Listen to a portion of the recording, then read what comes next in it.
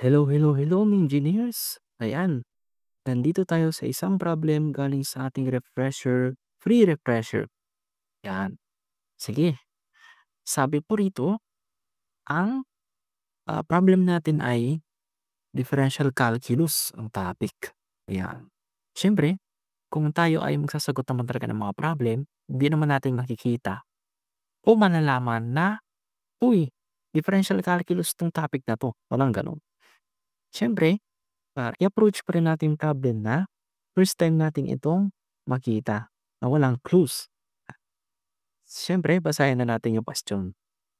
Sabi po, if f of x is equal to negative x minus 3, then may absolute value. Sige, isulat po natin yung ating function. F of x daw is equal to negative absolute value of x minus 3.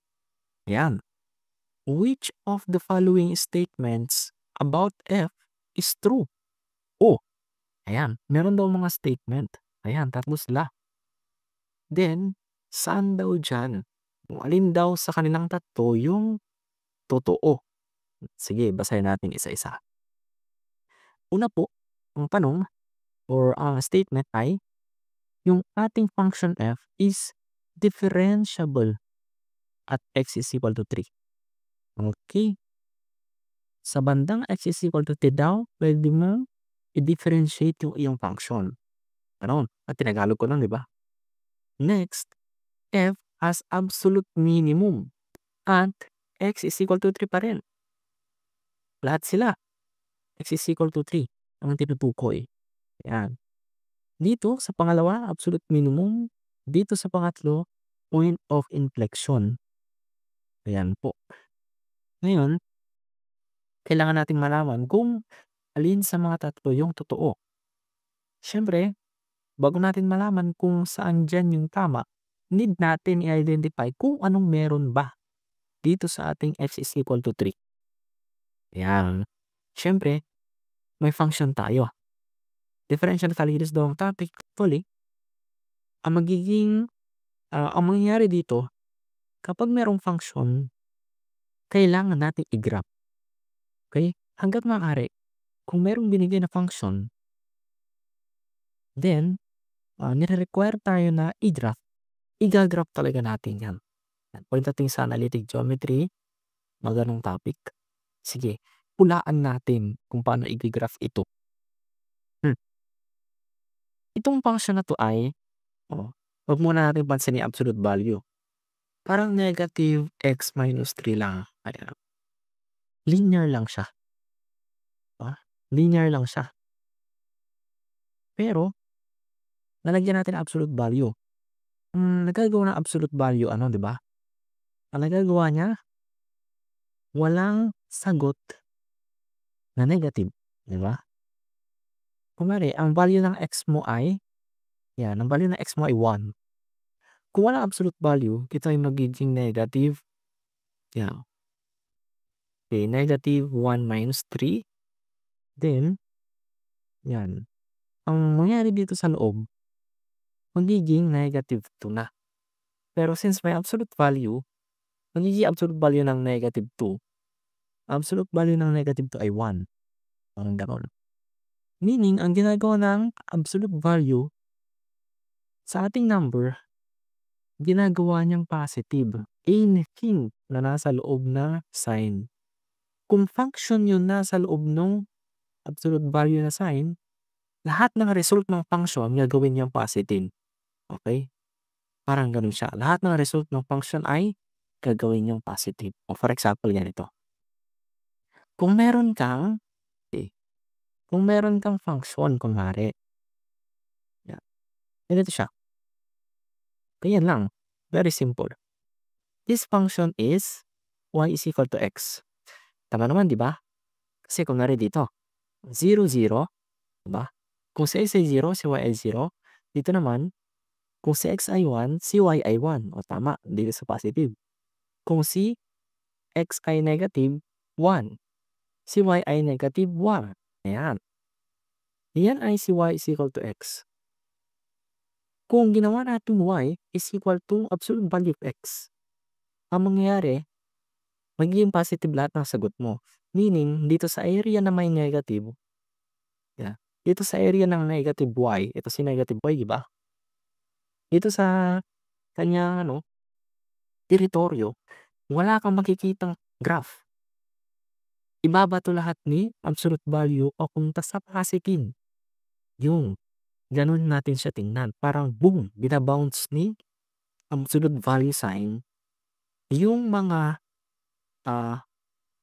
output na negative papunta sa positive. Meaning, ire-reflect niya lang ito pag ganon. Ayun, di ba? Imbis na yung negative 1, ang magiging result ay negative 1 din, magiging positive na lang. So, ibabato niya pag ganon. Ang ating magiging final graph ay actually, magiging ganito na siya.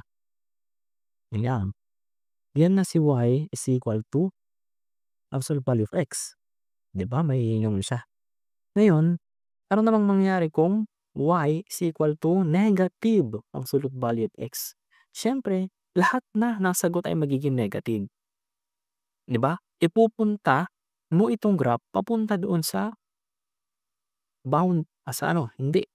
Doon sa teritoryo. Yun yung term natin. Teritoryo ni negative. Mapupunta siya dito. Ayan, gaganon siya o boom. Ayan na si y is equal to negative x. Absolute value of x. Ganun yung mangyari. Diba? Siyempre, para mapanatag tayo, pwede nyo namang i-test sa table. Ayun, sa mode table. Ganun yung tip. Kapag hindi nyo alam kung paano i-graph yung function in mode table nyo. Ayan. Yung mode na table. Ganun siya. I-tabulate nyo. Mag-assume kayo ng mga values ng x. Sige. Ngayon, with that in mind, hulaan natin kung paano mo i-graph ito. Okay. Purahin ko lang lahat Purahin ko na lang lahat para malinaw. O ganito. Tara hulaan natin. F of x daw is equal to negative x minus 3. Hayaan muna natin yung mga nasa labas. Baratan natin yung sibuyas. Unahin muna natin yung x minus 3. Kung si f of x at y ay pareho lang, di ba? Kung y is equal to x minus 3, paano yan? Paano magiging graph niyan? Sige, takip method tayo. Takip method. Hindi muna tayo gagamit ng calculator ngayon, ha? Okay. Bahin natin. Para makagraph ka ng linear, ang madaling paraan dyan, hanapin mo yung mga intercept. Meron tayong y-intercept saka x-intercept. Yung y-intercept at x-intercept, sila yung point kung saan intersect kung saan nag-i-intersect yung ating function. Ganun siya, di ba? Meaning, kung ang x, y, 0, ano si y? Kung ang x, y, 0, ano si y? Ayan, kung si x ay 0, si y ay negative 3. Meaning, ito ay mag-i-intersect sa y. Kasi yun lang yung may value. Ito yung y-intercept mo. Diba? Tama naman. Kasi, tama naman yun. Wait lang, nawawala. Y is equal to mx plus b, diba? Yan yung b mo kasi negative 3. Ngayon, si x ay, kung 0 si y, ano si x? Yan. Kung 0 si y, si x ay, 0 yan, si x ay 3. Diba? Yan. Kung 0 si y, si x ay 3. Tara, i-graph natin. I-graph natin siya.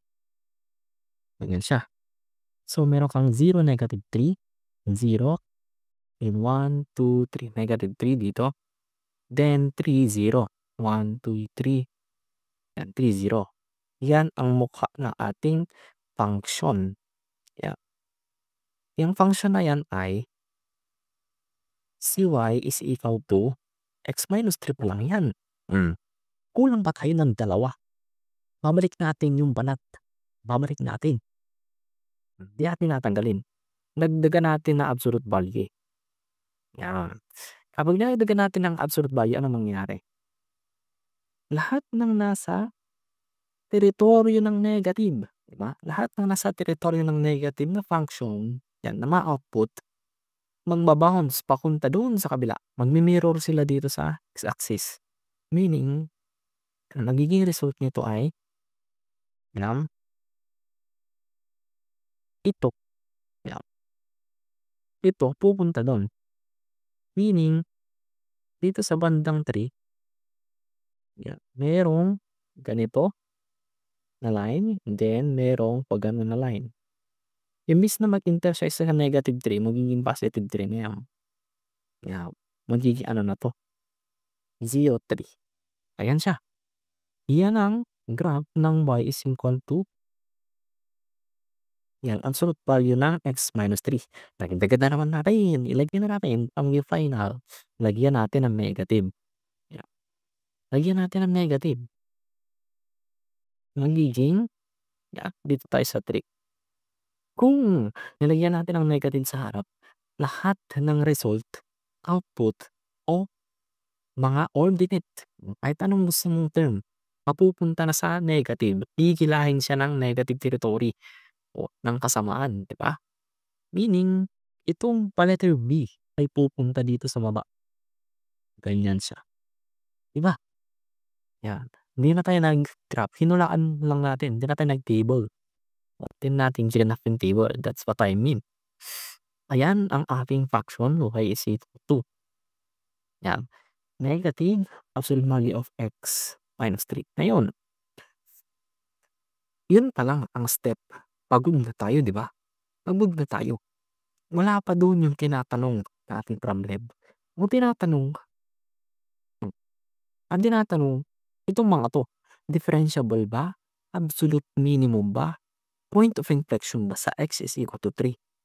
Luckily, ayan, alam na natin kung anong meron sa x is equal to 3. Yan. Paano ko ba masasabi kung differentiable ang isang fraction? Differentiable, differential calculus, 'di ba? Kumuha ka ng mga ddx, gano'n.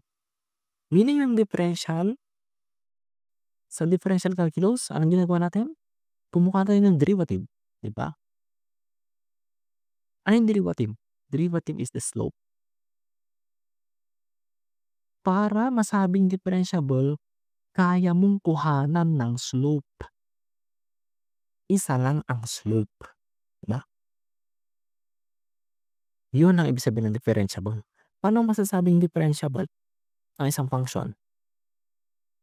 Kapag continuous siya, una, kung putol, number 1, kung putol ang iyong function, hati, hindi siya continuous, discontinuous siya, hindi mo makukunan ng derivative. Para mo kunin yung slope diyan, putol na eh. Pangalawa, kung yung function mo ay may asymptote, 'di ba? Doon sa parte na yun, doon sa point na yun, asymptotic siya. Hindi niya mare-reach yung point na yun. Siyempre di mo siya makukuha ng slope. Kasi hindi nga niya ma-reach pataas siya ng pataas. Parang gano'n. Pangatlo, kung yung graph mo ay patusok. Ayan, patusok siya. Hindi mo kayang kunan ng slope yung patusok. Kasi kung patusok mo ganyan, saan yung slope diyan? Ito o ito? Walang definite na slope. Hindi siya differentiable. Itong case na tatlong 'to, case ng mga functions na hindi differentiable. Dun sa point na 'yan. Meaning, since patusok tayo dito sa x is equal to 3, hindi natin makukunan ng hindi natin makukunan ito ng derivative. Wala ito. Hindi siya differentiable. Wala na yung 1. Hindi yan totoo. Pangalawa, f has an absolute minimum. Yan. Ano yung absolute minimum? Nasa pinakaibaba siya ng lahat. Ito hindi nasa taas siya ng lahat. Ito yung pinakatuktok ng iyong mountain, 'di ba? Meaning, hindi na 'to totoo. Wala na rin ito. Then, pangatlo naman, f has a point of inflection.